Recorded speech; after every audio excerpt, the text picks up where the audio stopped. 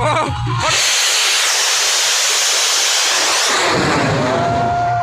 โอ้ยมาตัวพี่น้องสุดยอดโอ้ยโมเห็นคนเลยพี่น้อง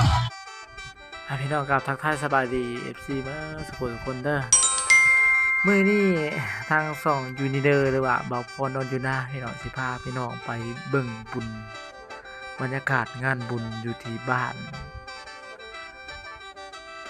ดงนางามเมืองสระบุรีแขวงสวรรณเขตหรือว่าวัดพระธาตุโพนงามพี่น้องเพิ่นมีบุญบั้งไฟใหญ่นี่เฮากำลังสิเดินทางไปตอนนี้เฮากำลังเดินทางไปฮอดแก่งกอกเนาะพี่น้องทางเข้าแก่งกอกแต่ว่าโอ้ถนนหนทางเพิ่นก็เริ่มบูรณะแล้วพี่น้องเฮ็ดทางใหม่แล้วมีเสาไฟเยื้องทางพี่น้องบัดนี้แล้วเฮาเข้าไปฮอดบ้านแก่งกอกพี่น้องนี่นะกำลังเดินทางเข้าไปสิเดินทางเข้าไปแก่งกอกบัดนี้เดินทางเข้าไปพี่น้องสิไปเมืองซนน่ะล่ะตอนนี้เฮาก็ฮอดเกาะใหญ่แล้วเพิ่นเขียนว่าแก้งเกาะยินดีต้อนรับว่าซั่นเฮาก็เลี้ยวซ้ายมือไปเลยทุกคนเลี้ยวซ้ายมือแล้วก็ขี่ตรงไปตามทางยางอะไรพี่น้องตามทางปูยางทางลาดยางนะครับปูยางไปนี่แหละพี่น้องครับไปเรื่อยๆไปเรื่อยๆอันนี้คือแก่งกอกพี่น้องแก่งกอกอันนี้คือตัวเมืองแก่งกอก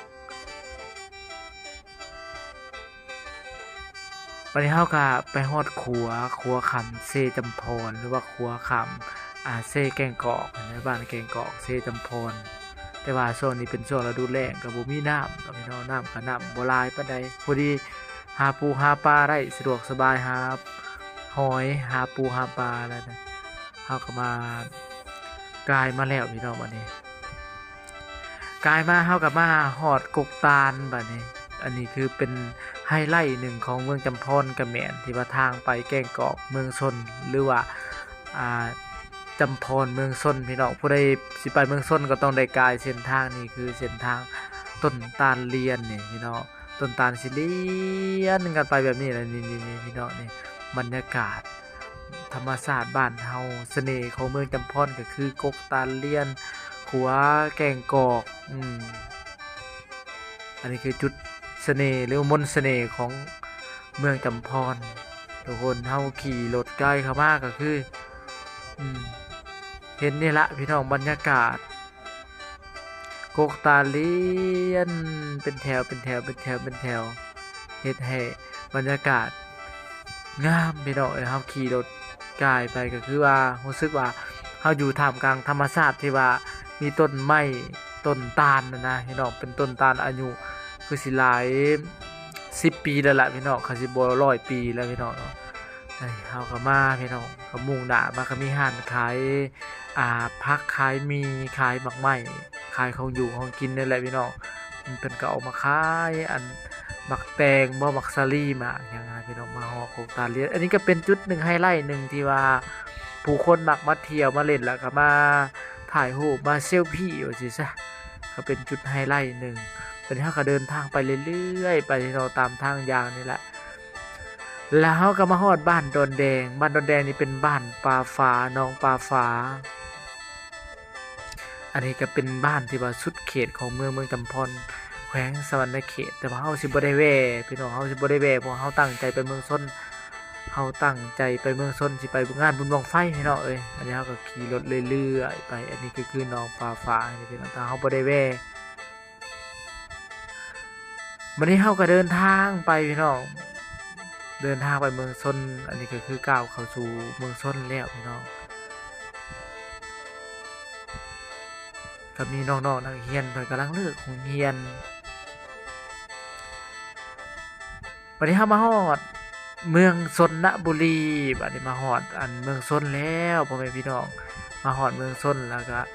พอดีเพิ่นเลิกโรงเรียนก็มีน้องๆนักเรียนสาวนักเรียนม.ว่าสิซะโอ้กำลังเริ่มเลิกโรงเรียนว่าสิเลิกพักเที่ยงกินข้าวกินน้ำพี่น้องเมื่อกินข้าวกินน้ำตอนนี้เฮาก็มุ่งหน้าไปเรื่อยๆพี่น้องเลี้ยวข วามือเบื้องขวามือสื่อไปเลยตามเส้นทางลาดยางนั่นแหละสื่อมุ่งหน้าไปเรื่อยๆมุ่งหน้าไปเลยเฮาก็สิไปพ่อบัดนี้พี่น้องไปเรื่อยๆนี่พี่น้องเฮาก็จะไปพ่อวงเวียนนี่พี่น้องวงเวียนอันนี้คือวงเวียนองค์หมั่งก็คือเมืองชนบุรีนะเป็นเขตอนุรักษ์องค์และหมั่งนี่เฮาก็ซื้อไปเลยพี่น้องซื้อไปเลยเฮาก็ฮอดขัวนี่ก็จะเป็นขัวเล็กแต่ว่าขัวกับคือพี่น้องเห็นนั่นแหละเฮาก็ต้องใส่ความระมัดระวังค่อยๆไปแต่ว่าเป็นคนเจ้าถิ่นเพิ่นก็สิฮู้ทางเฮาเป็นคนบ่แม่นคนเจ้าถิ่นนะก็ต้องได้คอยไปนี่เป็นขัวเล็กหรือว่าเป็นสะพานเล็กที่ว่าปูด้วยเหล็กว่าสิซะทุกอย่างที่เฮ็ดด้วยเหล็กอันนี้เฮาก็มุ่งหน้าไปอีกพี่น้องวิทย์ขัวอันเล็กเนี่ยเฮาก็ข้ามไปอีกไปพี่น้องไปเรื่อยๆไปเรื่อยๆไปบัดนี้เฮาก็สิไปฮอดเซได้พี่น้องอันนี้มีเซนี่เพิ่นเขียนว่าขัวเซซัมซอยว่าเฮาก็มาขามขัวเซซัมซอยขัวเซซัมซอยนี่คือถ้าเฮาไปแล้วนะถ้ามีรถเพิ่นก็ต้องได้หยุดท่าเฮานะพี่น้องถ้าเป็นรถกระบะรถหยังนะเพิ่นต้องได้ท่าถ้าว่าเพิ่นเข้าขัวก่อนเฮาก็ต้องได้ท่าเพิ่นถ้าเป็นรถจักรรถหยังนี่เฮาก็สามารถไปนำกันได้อันนี้คือขัวขามเซซัมซอยอยู่เมืองชนบุรีก็คืออยู่บ้านเสียงห่มบ้านบึงสร้างเสียงห่มเมืองชนบุรีนะพี่น้องแต่ขัวกับคือพี่น้องเห็นนั่นแหละเฮาต้องคอยไปคอยมาเนาะให้ได้พี่น้องรถพะกะล้อถ่าได้เห็นให้เฮาข้ามวิทย์เพราะว่ามันขัวแคบๆหอมๆอันนี้เฮาก็พี่น้องเดินทางมาในมุ่งหน้าไปสู่วัดบ้านโพนงามหรือบ้านดงนางามเมืองชนบุรีพี่น้องครับเป็นทางแดงบัดนี้ปิดจากทางดำแล้วก็เป็นทางแดงไปบัดนี้บ้านดงนางามมุ่งหน้าไปพี่น้องมุ่งหน้าไปเรื่อยๆมุ่งหน้าไปบ้านโพนงามเขตเฮาก็มุ่งหน้าไปเรื่อยๆไปเรื่อยๆไปแล้วก็สิมีขัวขามอันนี้คนเพิ่นกำลังเตรียมสิไปบุญนี่พี่น้องผมถ้าอีเมลเพิ่นก็อุ้มลูกอุ้มหลานไปนำขัวขามอันนี้คือสิแม่นน้ำห้วยเพิ่นก็เตรียมโตเลยพี่น้องเตรียมโตผู้ใดก็อยากไปบุญเนาะเป็นงานแรกแหกมานก็แม่นบุญบังไฟก็เป็นเพิ่นว่าบ้านนี่จัดยิ่งใหญ่ก็เลยมุ่งหน้าไปนำทางแดงเลยพี่น้องไปเรื่อยๆไปขี่รถไปเรื่อยๆไปเรื่อยๆไปพี่น้องไปเรื่อยๆใกล้แล้วบัดนี้ใกล้สิมาฮอดงานแล้วเห็นคนแล้วนี่คือสิแม่นอยู่นี่ล่ะพี่น้องงานพอให้เริ่มเห็นแล้วเริ่มเห็นคนเพิ่นเริ่มขี่รถขี่หยังเข้าไปแล้วก็เริ่มเห็นกลุ่มคนที่ว่าเพิ่นอยู่แล้วพี่น้องบัดนี้คือสิเป็นงานบุญอยู่ประมาณหม้องนี้แล้วพี่น้องนี่พี่น้องแม่นอลีนี่พอเพิ่นก็ไปแซวได้พี่น้องขี่รถจักรผู้เป็นครูไปผู้ใดเพิ่นก็อยากไปเที่ยวไปเล่นบุญอันนี้เป็นบุญเขตบ้านนอกเด้อพี่น้องเขตชนบทเขตบ้านนอกก็สิประมาณนี้แหละโอ้พี่น้องพิเศษอยู่ทางบ้านนี่เพิ่นยังติดพี่น้องเคยเห็นบ่ติดดอกไม้นะเพิ่นสิมีดอกไม้ยางล่ะครับมันเน็บใส่เฮาก็สิอัดปอนบาทผู้ 5,000 10,000ก็แล้วแต่ศรัทธาผู้ละ 1,000 2,000นั่นน่ะอันนี้เพื่อเป็นทุนสมทบการก่อสร้างนี่ให้แล้วเพิ่นก็ว่าสิอวยพรให้เฮาว่าอยู่ดีมีแฮงเด้อเพิ่นก็สิว่าแบบนี้ให้โชคให้มานให้ฮักให้มีแต่ว่ามีผู้สาวสำน้อยแต่มีแต่ผู้สาวสำเด็กสำน้อยพี่น้องเต็มอยู่เพิ่นมาติดดอกไม้อันนี้คือมันเป็นผู้สาวในบ้านอันดงนางงามนี่แหละพี่น้องนี่พูนบอกพี่น้องมีแต่ผู้สาววันนี้เฮาก็ขี่รถมุ่งหน้าไปเรื่อยๆมุ่งหน้าเข้าไปอีกโอ้อยู่นี่พี่น้องนี่งานบุญพี่น้องงานบุญอยู่นี่พี่น้องวัดเพิ่นเฮาก็บ่เคยมาจักเถื่อเป็นครั้งแรกแห่งมันที่ว่ามาบุญ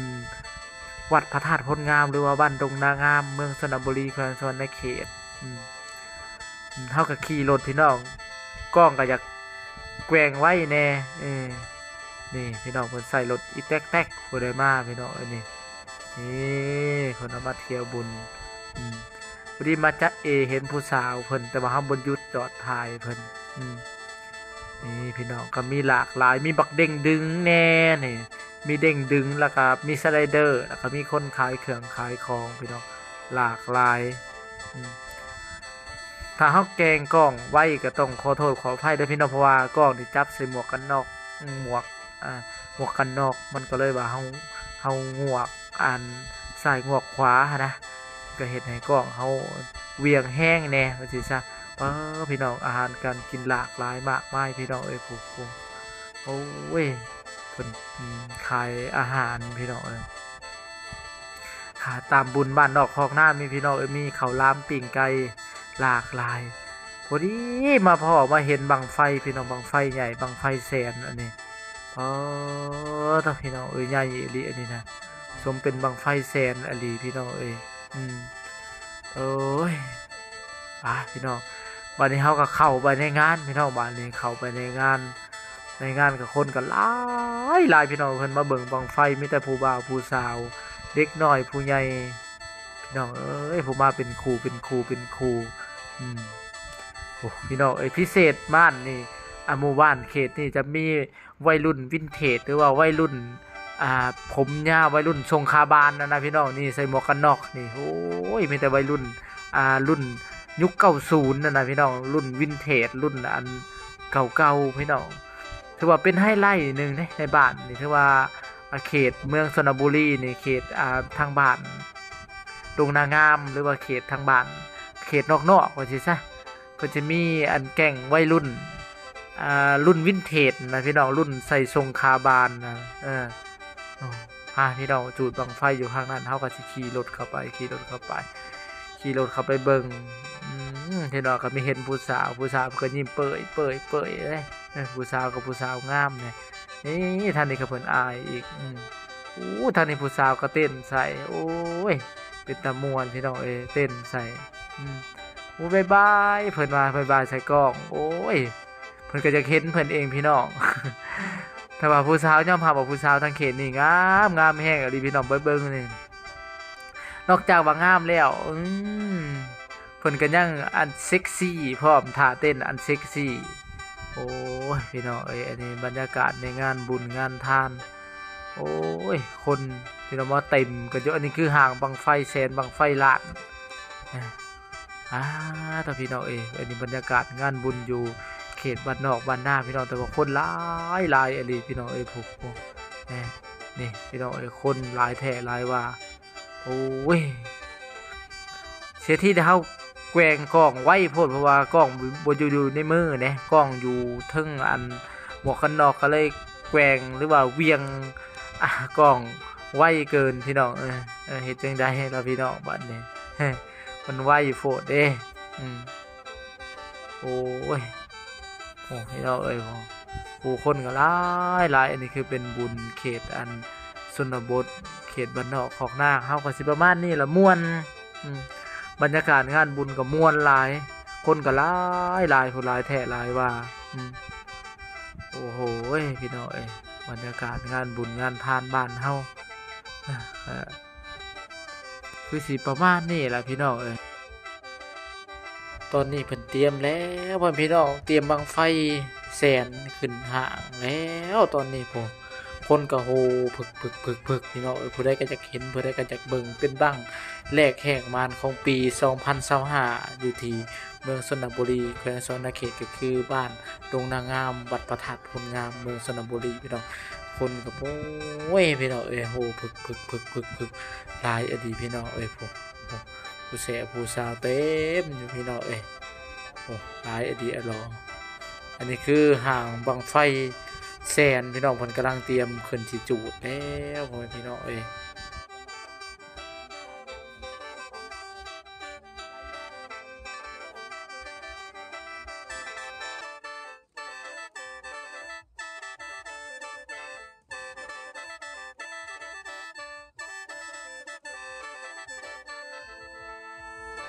จากนี้เนาะเป็นบรรยากาศยามค่ำคืนอยู่ที่งานบุญโ วัดพระธาตุผลงามงานบุญบั้งไฟเด้อพี่น้องคนก็ป้อหลายแท้หลายว่าสิพาพี่น้องมาเลาะเบิ่งงานในกลางคืนแล้วเฮาก็สิได้กลับบ้านบัดนี้กลับเมืองจำพรกลับแก่งกอกพี่น้องบัดนี้อ๋อถ้าพี่น้องพวกเพิ่นมีวงคอนเสิร์ตหมอลำพี่น้อง